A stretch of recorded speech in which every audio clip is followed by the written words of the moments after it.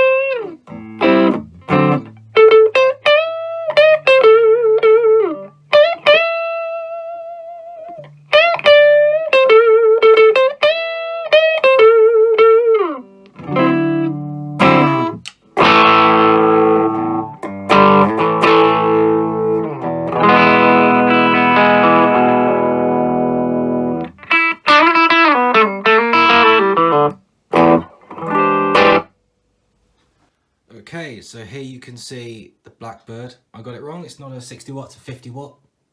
There you go, 50 watt. That's the Blackbird 50 speaker. Not a bad speaker. I mean, I haven't had experience with many, but nothing wrong with this one. And here's the one I'm going to be replacing it with. It's a Celestion G12 100 AVT. I wonder how it's going to sound. So, as you can see, it's partially closed back. There's a load of bolts on the back. I'm just going to unscrew these and then we'll return. I'm just going to take these bolts off.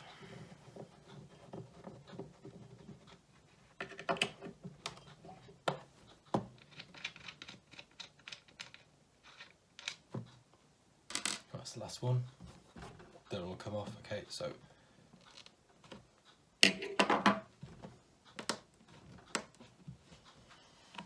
let's see. Yes, it should just be attached to there. This should come off. How does it come off? Yes, it will come off. Haven't missed one? No, I haven't missed one. There we go. It's just a bit stuck, toe locks and toe legs, but that is fine. Okay, so do this. So you've got two wires. Go to there. Let's have a look in here. Right, so hopefully you can see now. You've got the two wires there. Red is on the left and black is on the right. I'm not quite sure which one's a negative, which one's positive. Oh, I can see now. There you go. The one on the left is positive, the one on the right is negative. So there you go. And it's going to be the same on this. There you go. Positive on the Celestion on the left and negative on the right. So it's going to be easy just to do this swap. It's just those two joints. Let's do that now. The wires were attached to the tabs just with a bit of friction really. So you just pull them off and they come off. They weren't soldered on. And now I'm going to take all these bolts off around the outside and fit the new one in. Right, so I've unscrewed it. I'm just going to... That's the Blackstar. I use a very damp cloth just to get a load of the cobwebs out, because there's a load of cobwebs and dust in the back of this. Pop this in. Ah, here's something I noticed. So this has got two holes at the top and two at the bottom. The Blackstar had one there and there and there and there as well. Something I noticed stylistically. And this has got, if you see in there, it's got braided metal cable, whereas the Blackstar, grab that in a second. Yeah. Blackstar doesn't have a dissimilar drive unit, I suppose. Again, it's got the braided wire, the same, I suppose. I know now it's about speakers. I'm just showing you what I find. I find it interesting. Right, let's line it up with the holes. Useful if I could actually see what I'm doing. Well, there we go. I had to put these screws in at slightly odd angles to get them started, because I feel the holes weren't quite in the same place.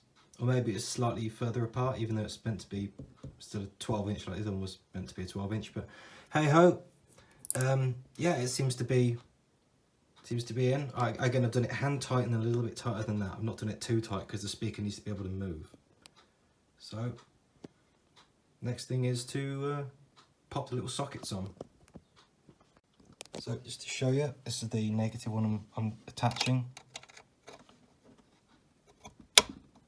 And that's it, same as the positive, it just snaps right on. It's really easy to do. I thought I'd have to get my soldering iron out, but no soldering required. Let's get the arse back on it. Screw this up, and then we'll see how it sounds.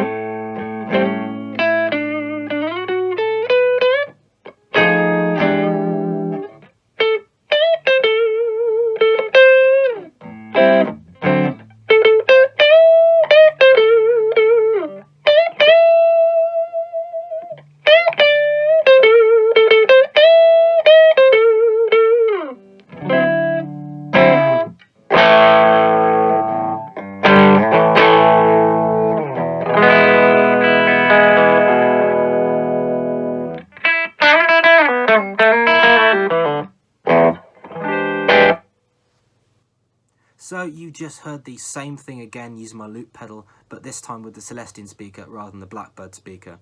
I did tweak the volume of the amplifier up and down a little bit, as you would have seen my hand creep in, because it's really quite loud in here, and I'm trying to make sure it's not so loud that it annoys the neighbours, for one, and for two, I want to make sure that it's fairly close in volume to the Blackstar, just so it comes through on the audio as like for like as I can get it.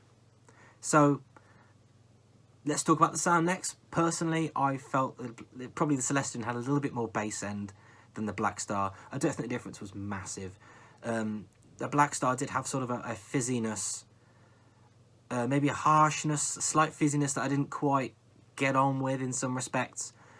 I don't feel that that's the case with the Celestion, but again, the differences are slight. And as that's a more bassy speaker, I might just tweak it to get rid of some of the bass. And then it might throw out some more frequencies that I find are different from the Blackstar. I have to spend some time with it, and it's all little tweaks, isn't it, that make everything your sound. So anyway, that's how to that's how to a speaker. That's how to swap a speaker in a guitar cabinet. I hope this has been helpful. Thank you very much for watching. Like, subscribe, all that nonsense. My name's Al, and until next week, bye-bye. Bye!